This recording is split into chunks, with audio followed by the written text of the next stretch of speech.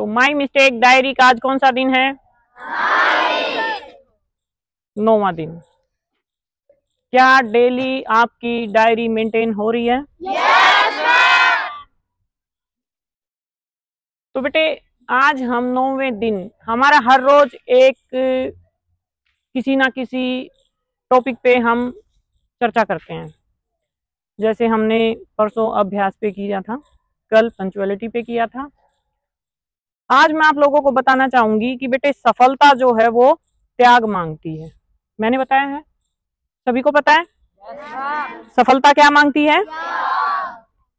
बेटे सफलता त्याग मांगती है। ये हम बहुत बार अपने काउंसलिंग सेशन में डिस्कस कर चुके हैं।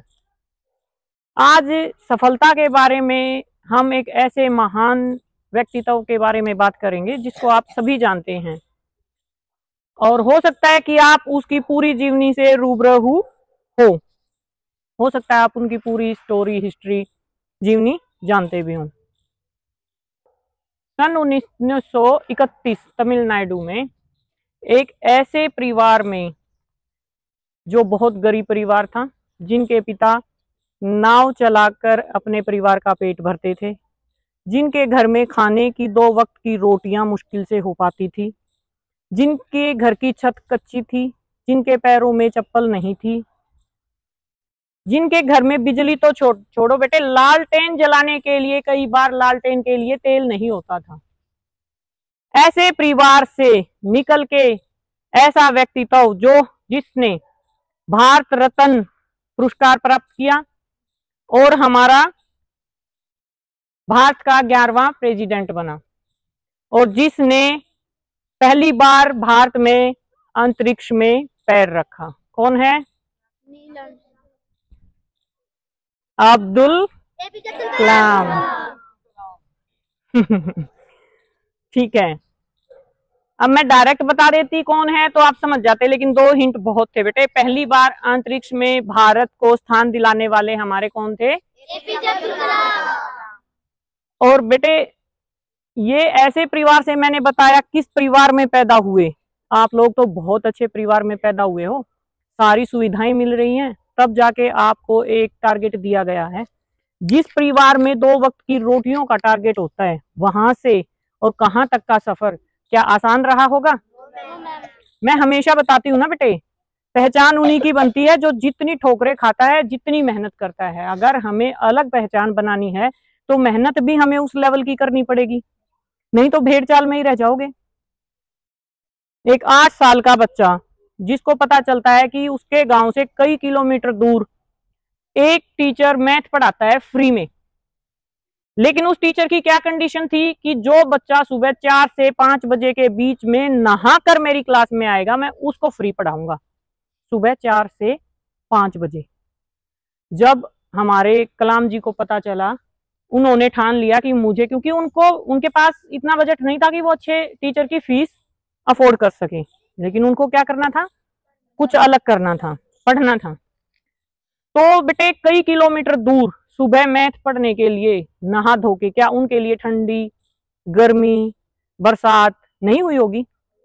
लेकिन अपने आप को हर रोज सुबह 4 बजे उठा के नहा धो के और कई किलोमीटर पहुंचना, मतलब वो सुबह 4 बजे उठेंगे तो नहीं पहुंचेंगे ना।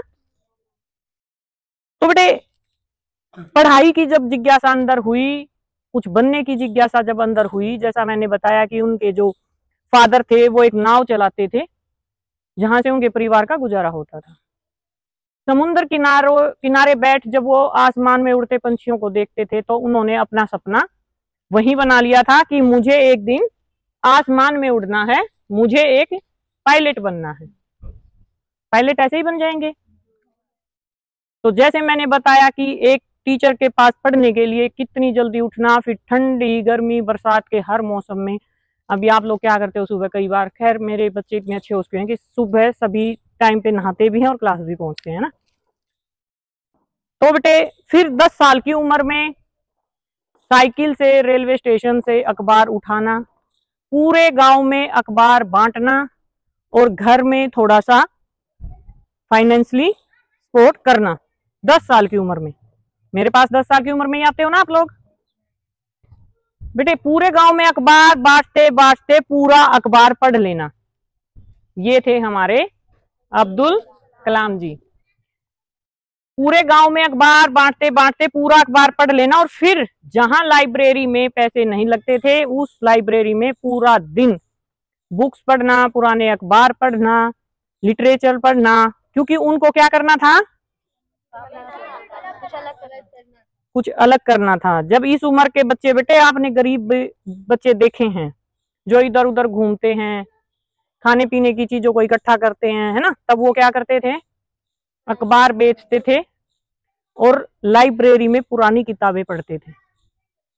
धीरे धीरे करते करते उनका ये सपना बोलते हैं ना कि सोते हुए देखा गया सपना सपना नहीं होता, जागती हुई आंखों से देखा गया सपना सपना होता है। और उसका पूरा करने के लिए बेटे हमें सबसे पहले क्या करना पड़ता है, त्यागना पड़ता है।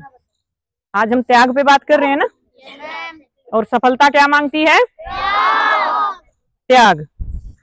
तो बेटे जैसे मैंने बताया कितने गरीब परिवार से निकल के उन्होंने कितनी मेहनत करके फिर स्कॉलरशिप लेके मद्रास इंजीनियरिंग कॉलेज से IIT के लिए जाना, फिर वहां से उन्होंने जैसे पायलट बनने का सपना देखा तो उसके लिए तैयारी की।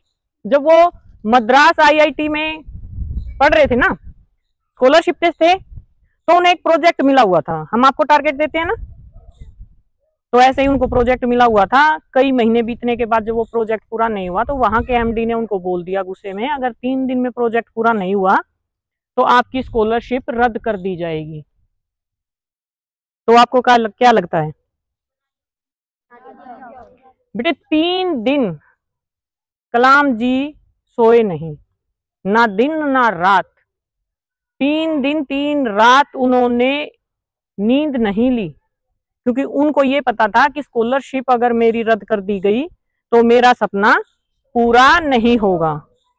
तो यहाँ सफलता क्या मांगती है, त्याग। तो उन्होंने किस चीज का त्याग किया, नींद का। बेटे वहां से उन्होंने, देखो इतना आसान सफर नहीं होता, उन्होंने अपना इंडियन एयरफोर्स का एग्जाम दिया, उनको पायलट बनना था। रिटन एग्जाम क्लियर करने के लिए इंटरव्यू देहरादून देने गए। वहां क्या हुआ, वहां 8 वैकेंसी थी और उनका इंटरव्यू में आया 9वां रैंक। इतनी मेहनत करने के बाद, इतना कुछ करने के बाद, और एकदम से जब सपना लगता है कि टूट गया, और तो बेटे वो वहां से इतना टूट गए कि वो ऋषिकेश चले गए। गंगा किनारे घूमते घूमते, बेटे वीक पॉइंट हमारी लाइफ में सबकी में आता है। अभी समझ आ रही है इतनी डीपली स्टोरी? तो आप देखो कितनी बार वो टूटे, कितनी बार उठे और कितनी बार चले। फिर वो सपना टूटने के बाद उन्होंने ठाना कि मुझे इससे ज्यादा और इससे अच्छा करना है। और एक दिन ऐसा आया बेटे 2005 में स्विट्जरलैंड की जमीन पर जिस दिन उन्होंने पैर रखा तो स्विट्जरलैंड की सरकार ने साइंस डे घोषित कर दिया। अपने इंडिया में तो चलो नाम कमाया ही कमाया, स्विट्जरलैंड की सरकार ने जिस दिन कलाम जी ने स्विट्जरलैंड में पहली बार पैर रखा तो वो साइंस डे डिक्लेयर कर दिया। तो इतना आसान नहीं होता बहुत कुछ पा लेना। और मैंने जैसे बताया ना बेटे 8 साल की उम्र में लगन, नहीं तो 8 साल के बच्चे, और ठीक है वो तो खुश होते होंगे, हमें पढ़ने के लिए कोई बोल ही नहीं रहा, इधर उधर घूमेंगे, खाएंगे, पिएंगे, सोएंगे। लेकिन उन्होंने क्या किया, अपनी नींद को त्यागा, अपने आराम को त्यागा, अपनी ख्वाहिशों को त्यागा। और बेटे वो उम्र आपकी है, वही उम्र है ना जब कलाम जी ने अखबार बेच के अपने घर की आर्थिक स्थिति में भी मदद की और खुद को भी रिप्रेजेंट किया। तो जैसा मैंने बताया कि सफलता त्याग मांगती है, इस स्टोरी के माध्यम से मैं यही बताना चाह रही हूँ कि कोई भी चीज इतनी आसानी से नहीं मिलती। और आप इतने लक्की हो कि आपको इतनी मेहनत तो नहीं करनी पड़ रही ना, आपको हर सुविधा पेरेंट्स दे रहे हैं। और बेटे जब इतनी सुविधा मिलने के बाद भी आप लोग त्याग नहीं कर पाते, त्याग कहाँ, क्या करना है, नींद का, आराम का, आलस का, क्रोध का, इन चीजों का त्याग करना है बेटे। तो हमारा आज जो 9th का चैप्टर था वो हमारा क्या था, सफलता त्याग मांगती है। और मैंने ये स्टोरी इतनी बड़ी है बेटे, उनके इतना संघर्ष है लाइफ का, एक दिन बैठ के इस पे पूरी चर्चा करेंगे। कैसे वो नासा के लिए उन्होंने रॉकेट तैयार किया, वो फेल भी हुए, फिर उन्होंने किया, ठीक है ना, कैसे कैसे उन्होंने अपनी लाइफ में क्या क्या किया। लेकिन आज हमारा जो सेशन है उसमें सबसे पहले उम्र के हिसाब से जो त्याग और जो मेहनत है, मैं वो बताना चाह रही थी आपको। कई बार आप लोगों के मन में आती है हमारे पास ये चीज नहीं है, हमारे पास वो चीज नहीं है। आपके पास बहुत बहुत बहुत ज्यादा सुविधाएं हैं। हमारी इंडिया की जितनी जनसंख्या है उसमें से आप उनमें आते हो बेटे जो 20% में है। तो आप देख सकते हो आप कितने लकी हैं, कितनी सुविधाएं हैं और आप क्या अचीव कर सकते हैं। तो आज का हमारा 9th डे का क्या लेसन रहा? सफलता। तो कल एक नई स्टोरी के साथ, एक नए टॉपिक के साथ, माय मिस्टेक डायरी के साथ फिर से मिलते हैं। ओके।